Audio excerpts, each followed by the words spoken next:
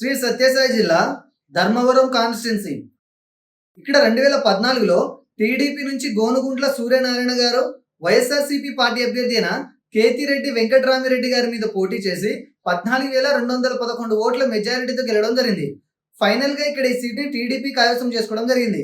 ఇక 2019లో కనుక మనం ఒకసారి ఇలానే చూసుకున్నట్లయితే ఇక్కడ వైఎస్ఆర్సీపీ నుంచి ఈసారి కూడా కేతిరెడ్డి రామరెడ్డి గారు జనసేన పార్టీ అభ్యర్థి అయిన చిలక మధుసూదన రెడ్డి గారి మీద టీడీపీ పార్టీ అభ్యర్థి అయిన గోనుగుంట్ల సూర్యనారాయణ గారి మీద పోటీ చేసి ఫైనల్ గా టీడీపీ మీద 15,666 ఓట్ల మెజారిటీతో ఈసారి ఈ సీట్ ని వైఎస్ఆర్సీపీ గెలుచుకోవడం జరిగింది.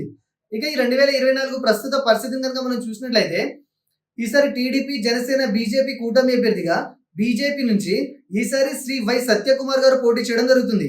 ఇక వైఎస్ఆర్సీపీ నుంచి ఈసారి కూడా కేతిరెడ్డి వెంకటరామిరెడ్డి గారు ఇక్కడ పోటీ చేయడం జరుగుతుంది. ఈసారి వీరిద్దరి మధ్య జరిగే హోరాహోరీ పోరులో ఏ అభ్యర్థి గెలుస్తారో తెలుసుకోవాలంటే మనం ఒకసారి 2019లో టీడీపీ జనసేన వైసీపీకి పోలైన ఓట్ల సంఖ్యను మనం క్షుణ్ణంగా గమనిస్తే మనకు ఒక అంచనా వస్తుంది.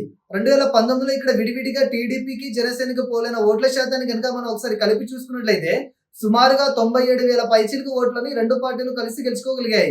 ఇక్కడ వైసీపీకి 106,000 పైచిలకు ఓట్లు రావడం జరిగింది. అంటే 2019లో టీడీపీ జనసేన కలిసి పోటీ చేసి ఉండినా కూడా ఇక్కడ వైఎస్ఆర్సీపీ అభ్యర్థిని 9,000 ఓట్ల మెజారిటీతో ఖచ్చితంగా గెలిచి ఉండేవారని తెలుస్తుంది.